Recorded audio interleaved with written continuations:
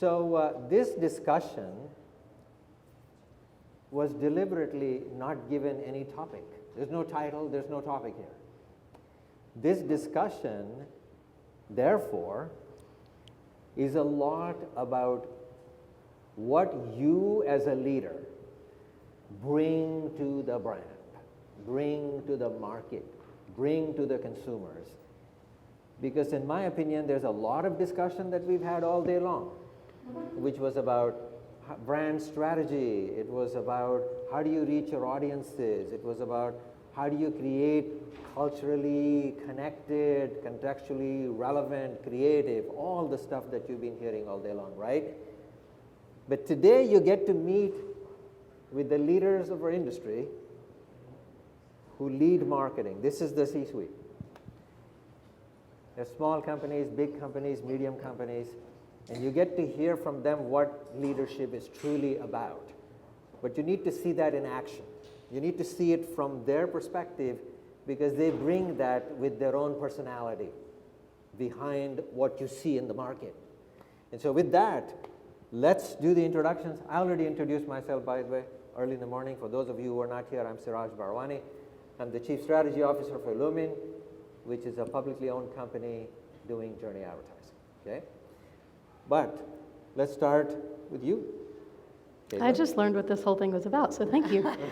Hi, everybody. I'm Katelyn. I'm the Chief Marketing Officer at Talkspace. We are an online therapy platform, really one of the first in the market. What else am I saying here? Who are you? Okay, so my superpower ultimately is I kind of came up through digital marketing as a digital native in bigger companies, transitioned to startups, and now I'm back at a smaller public company. And ultimately, I never really understood coming up through digital, like, why are people talking about brand and digital as these two different things and different leaders and pulling them apart, and especially being in the Bay Area and Silicon Valley for 15 years, seeing these total just silos. And so I've been able to go into many startups after seeing a lot of different things and saying, hey, it's all the same thing. Brand fuels growth, growth fuels brand. Let's bring this all together and look at it in a different way. And it has helped me also being an industry agnostic marketer, and now in my second healthcare company, really show how having that mindset can move a business forward in very efficient ways, by the way, that you might not have thought of in the past. Operating in anything to do with health, which was briefly touched by Jasmine Kim today, which is there are so many established rules in that category of anything you see out there. Established rules, there's regulations of one sort or the other, limitations on addressability, use of data. Ask for a problem, ask for a challenge, that category has it. It's true. And so somebody who's got the galls to actually want to go there, okay, they're asking for it. So you have to see what that personality is behind it, who wants to do that stuff, right? Ask for more punishment, right? It kind of just happened, and then I was motivated by the torture, and then it just kept going. There you go. Exactly. You see? Yeah. All right. That's funny. I'm Rebecca Boston. I'm the CMO of True Botanicals, which is one of the fastest growing luxury skincare brands right now. I love working in marketing because I like doing hard things. And being a good marketer today is harder than ever. I truly believe that. It is harder than ever to disrupt, to break through. And but ultimately, I love what I do because I think that the most effective brands and the brands that stand the test of time are brands that play a really meaningful role in the cultural zeitgeist. And I'm always really passionate about making sure that the brands that I'm leading, that's what they're doing, that they're connecting with consumers emotionally by participating in their culture that way. So there you go. Yeah. And I'm Austin. Yeah. I'm the only one up here without a Britney mic. And it's kind of funny. I was really grateful. I have really small ears, and I was watching Shrek with my kids before, and my daughter looks up. She said, "Look, he has ears like Daddy." So once they brought those out, I was really grateful. I didn't have to have one. No, I'm a storyteller. Number one, I came to Nuna from Adidas, became the global chief marketing officer at Nuna and Tavo. I love telling stories. I like doing it in ways that others didn't see possible, and really excited to be here with you all. There is a lot more this guy is doing. Wait. In terms of what you see about these people's personalities and what they bring to what they do. So let's start with you. What is Talkspace? Maybe you'll get more of the personality at drinks, but all right. So Talkspace is online therapy. It is not meditation. It is not Headspace. People ask me that a lot. They're like, oh, I love Headspace. I'm like, that is not us. Then they say, oh, I hear your podcast ads all the time. I'm like, that is also not us. That is BetterHelp. All that said, we were one of the early pioneers in online therapy. In particular, the ability to do online therapy asynchronously. So that means texting with your therapist. And actually having real clinical outcomes on the other side of it. We actually have many clinical studies with top universities that show that doing text-based therapy is as effective as regular in-person therapy or even virtual therapy. So we have been around since 2012, and really during the pandemic, and the Tonal story really resonated with me because they talked about LeBron James and how that was sort of a period in their growth. Well, we had Michael Phelps, who is still our brand ambassador, but for such a long time, like, he was our brand. And even when I was looking at taking the role at Talkspace and I was going around talking to people about it, they were like, oh yeah, that's the Michael Phelps brand. And I was like, okay, like strong brand awareness, strong brand association, but how do we move beyond, just being this sort of Michael Phelps brand where, a person who has access to probably all the best healthcare and trainers in the world maybe doesn't resonate as much with the broader audience. So our biggest focus in the past year and a half, and where we've seen tremendous growth after becoming a publicly traded company, is we are now in network. We're the most covered in-network partner for therapy that exists today. And so that means if you have Anthem, Aetna, United, Cigna, whatever you have in terms of healthcare coverage, you can probably get Talkspace just paying with your copay or actually free. Which, by the way, if you're not in healthcare, if you've been thinking about healthcare or going into healthcare as a marketer, it is such a gift to a marketer. It is a built-in promotion. I can now go to everyone and say, hey, you might be able to use Talkspace for free. So that has really just driven tremendous growth, and really where I'm focusing on bringing Talkspace to market, where it's, we believe mental health care is healthcare and should be accessible to everyone. And there are only a few ways to do that. One is to get, all of the employers, government entities, schools, et cetera, to pay for it. And we are doing some of that, which makes our business very complicated. Or, get the healthcare coverage and become a network, which we're also doing. So huge area of focus. This is very, very important in healthcare in particular. I'm glad you said that. Somebody has to pay for it, so, right? Yes, that is the point. It's like you can have a compelling value proposition, you could be loving the brand, you could love everything and anything in there, but if you watch the consumer behavior, they will come to you and the first thing they will look at is, okay, how much does it cost and how am I going to pay for that? And if you don't solve that problem, that's a big issue. I was working with a brand called Genomind, and it was about genetic testing for diagnosing mental health. And that test cost $500. Mm-hmm. It's like, who is going to really do that unless you have given up hope on every other way of diagnosing it, and then how do I pay for it, right? Mm-hmm. That's the issue. You have to get past that part of it. Yep. Let's talk about your brand, Rebecca. Yeah, I have a very specific question. Okay, great. I was ready to go. Who are the real fans of True Botanicals? Of True Botanicals, yes. So True Botanicals is a bioholistic, clean skincare brand. We formulate with the purest functional plant actives that deliver results that are clinically proven to outperform the conventional toxic bestsellers. And because we're a natural and clean brand, for a long time, everyone assumed on the brand that our consumer was, the organic mama who shops at Whole Foods and drinks her celery juice in the morning and goes to yoga. And when I first joined the company, I said, are we sure? are we sure? And they're like, yeah, look we've done these like post-purchase surveys and that's what it says. And I said, yeah, but the survey is like, you wrote this survey based on your assumption about who she was. So you kind of like led them there. Do you know what I mean? And so one of the first things I did when I joined True Botanicals was that I really dug into every which way I could trying to figure out who she was. And one thing that I did is I actually contacted our top 50 customers and I reached out to them and I said, hey, will you hop on a Zoom with me and just chat? I'll give you some free skincare. And I just connected with them one-on-one and discovered some completely game-changing insights for our brand and learned that the person who we assumed was our core customer, that was actually, we had some customers like that, but that was not the person who was the person that was going to deliver major lifetime value, going to drive a lot of word of mouth for us. Turned out that our top customer is what we call the self-beautifying millennial. She is super passionate about her appearance. She invests a lot into it.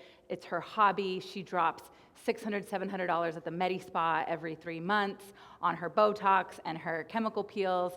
And learning that and then pivoting to talk to that person instead of the organic yoga mom was game-changing for our business and has led to our exponential growth over the last couple years. And you know, it's so much, I'm passionate about it because we talk so much about being consumer-centric and marketing consumer first, but I find that so often a lot of us haven't taken enough time to really get to know who that customer is and to check our assumptions. That is another very important lesson to take away. We live in the world of confirmation bias. You've all heard it, right? Yeah. You have a belief, you craft your survey, you get the results, and you tell the story that you already knew. And you're convincing somebody because you want the budget or you want the next level of funding, whatever it is you're creating, right? Doing what she talked about is extremely difficult to do, especially if you have an established brand with established assumptions. How do you break through that barrier because everybody's got their minds made up of whatever it is that they're going to do? Okay, that's leadership, right? Very, very important to think about that, right? Let's go to you, Austin. This is a tough category. You're in the baby, activity, security, however you define the category. We're the global leaders in child safety. There you go. All right. So describe to me, how did you break into this whole category? Because it's not like this was such a green field. You just came in, everybody said, wow. Yeah. How did you create that? I think that we built a cult following by having true product innovation. I think that our product is, in our industry, is a little bit different from others, as it's very much so a heavily researched investment purchase, right? So even talking to her before, she said that her product lasted for, 6 years? It still had the tread on the tires and things of that nature. We truly believe in making sure our product outlasts what our competitors do, right? In addition to that, it's also a very volatile and very emotional time in a mom or parent's life when it comes to making that purchase decision, right? So you have to research, and you're really trusting a brand with the safety of your child, the thing that you hold most. For me, I'm a dad of 2, so it was easy for me, just leaving from Adidas to being able to go to Nuna and tell that story. But it's been a very big challenge on our side to not BS the consumer. There's no vanity or spur of the moment purchase, right? Everything is very much so well thought out, and you have to be innovative within your marketing, but you also have to not BS and come off as not authentic to the mom. And so it's a very dangerous game to play if you don't have the best product in the world, which we do.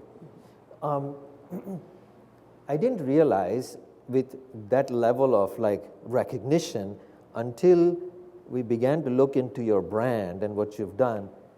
You've created some sort of an upscale image. How did you establish that? Yeah, I think that, again, I'm going to come back to product innovation and how it allowed us to be innovative on the marketing side. moms make 80% of our purchases, so luckily for us, the smarter sex is in charge of the dollar in this in this case.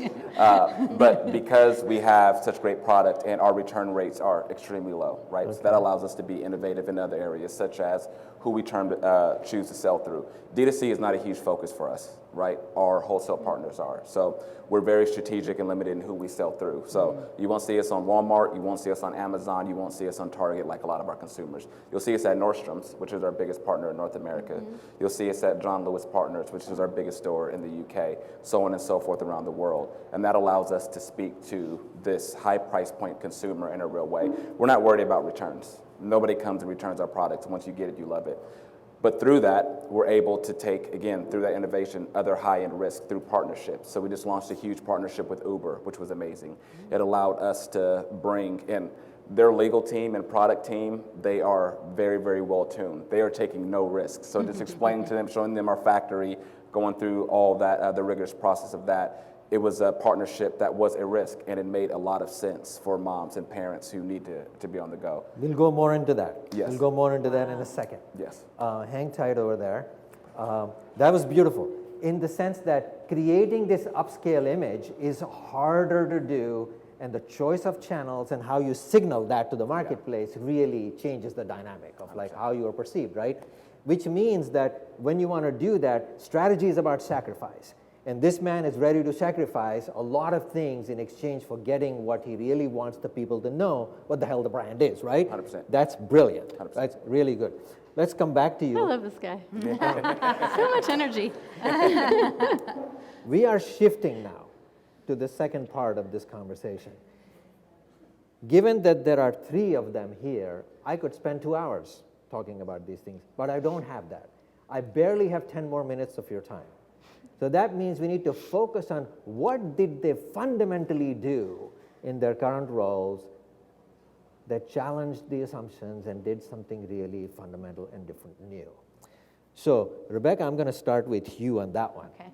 We've heard throughout the day there are companies who are trying to create subscription businesses. Yes?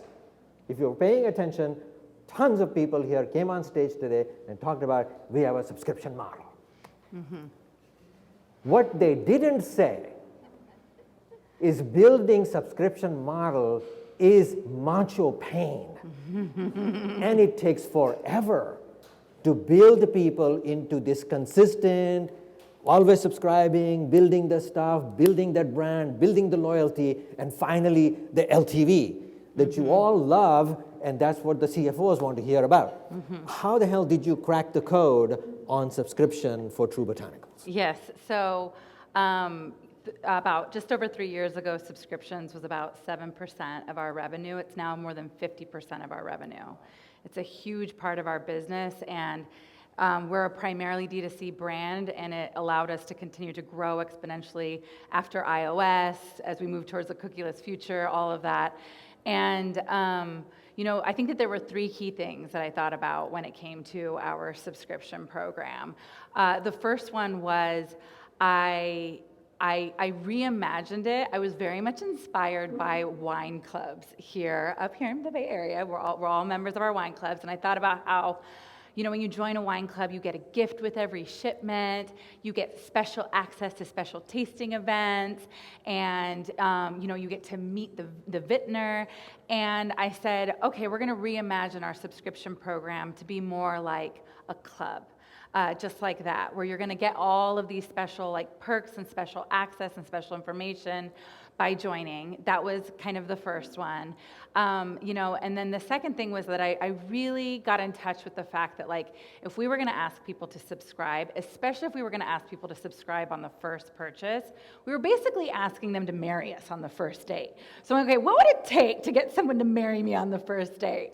And I thought about our marketing vehicles, and I decided to take a shot at direct response TV and use that as our vehicle to get people to our subscription program. Because I was like, man, like a static ad on Meta, I'm just not sure that's gonna get her there. And whereas like if she watches 30 seconds of a TV spot and it's sound and it's emotion and it's on her big screen, that might engage her enough for her to be open to that level of a commitment. And so we were able to crack TV as an incredible performance marketing channel for us, and I believe it's brand and performance marketing, and drive a lot of traffic to our site, where we have a prominent landing page that sells you on this great membership program that you can join by subscribing. And then, of course, the third thing was that I had to make it abundantly clear that this is actually not a marriage, and that you can get out anytime.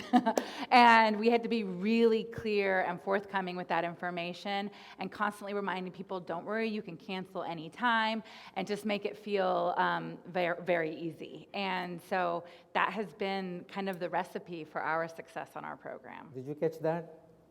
Three things here.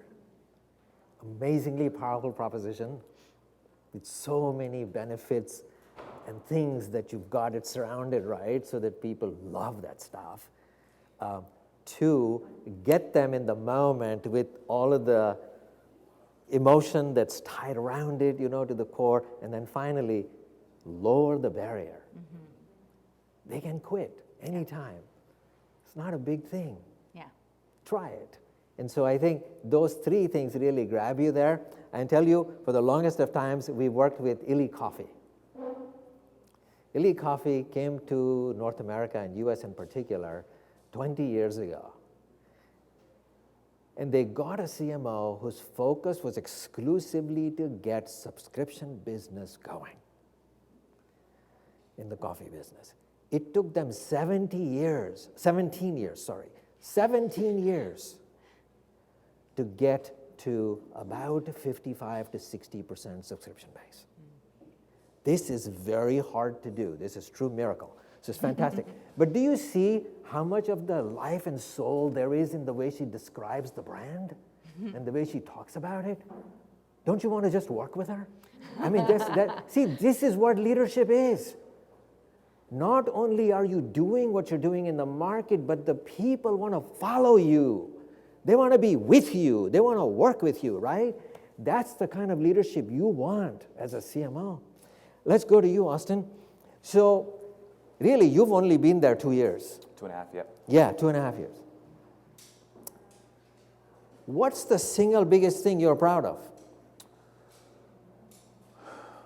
I'd probably say my leadership style and being able to do it. I came from Adidas, which is an amazing company. It feels like a team, but it's still a German company, so it's very vertical, right? A lot of hierarchy.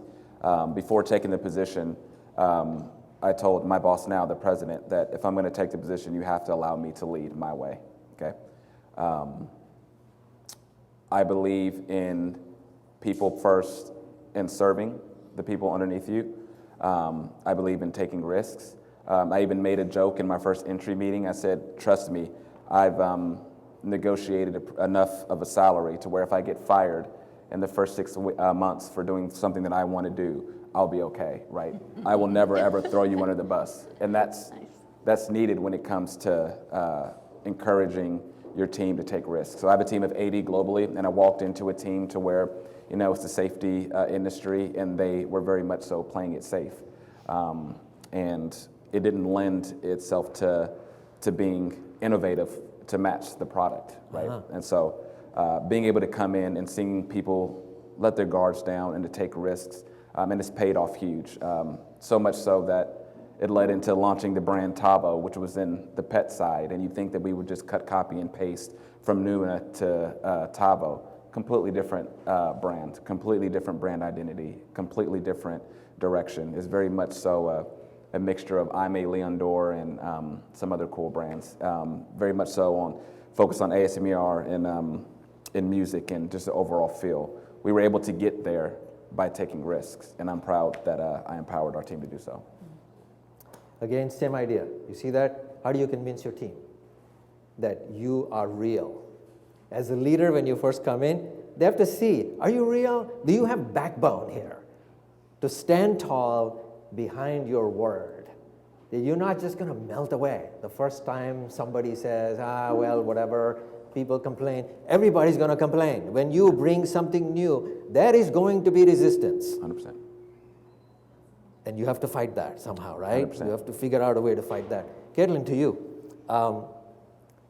So generally in marketing, if you look at the 70-year history of marketing, marketers, CMOs have taken pride in their ability to segment the hell out of the market.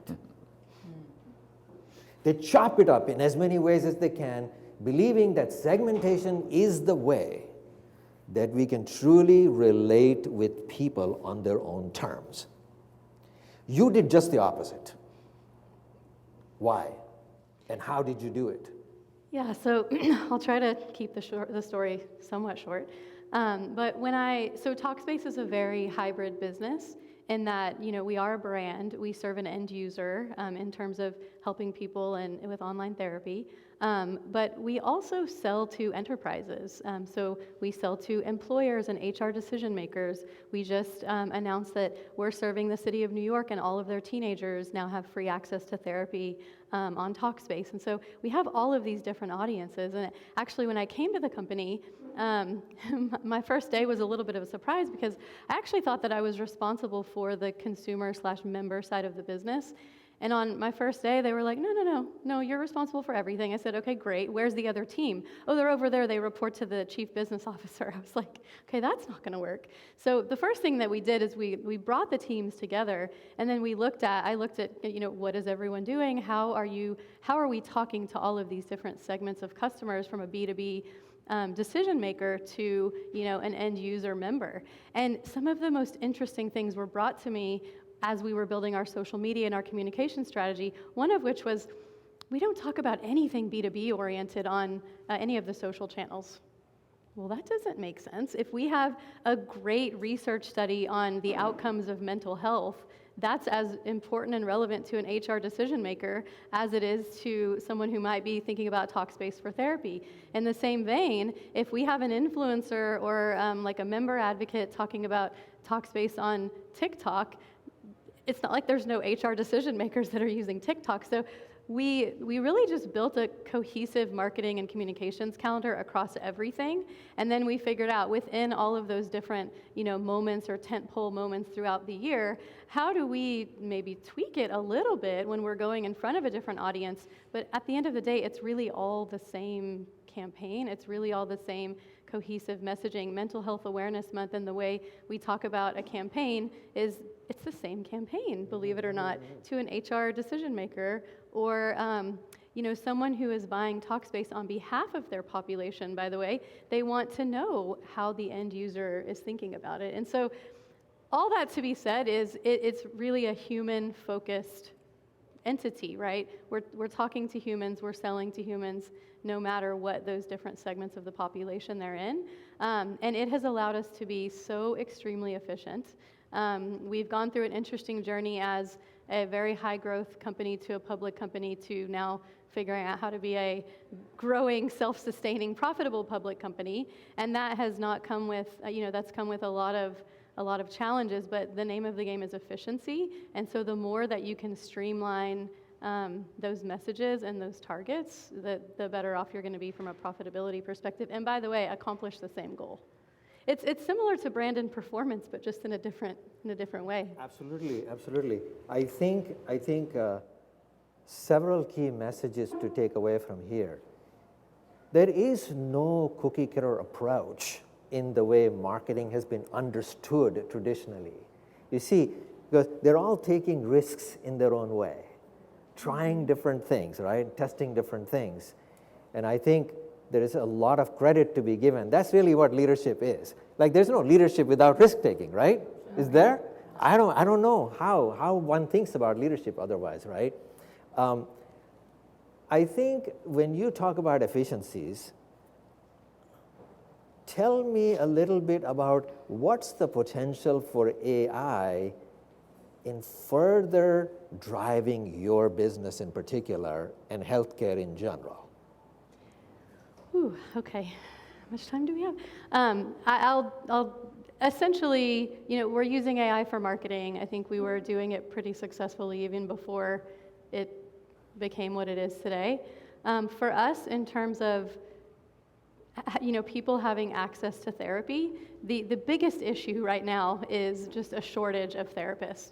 And so what can AI do to help assist our therapist, and really just this is just from a healthcare perspective, assist a clinician to do their best work, maybe take some of the minutia documentation, some of the things off of their plate that they might have been doing manually, and maybe that allows them to see 1 or 2 more patients a day. Like that could be pretty game changing in healthcare.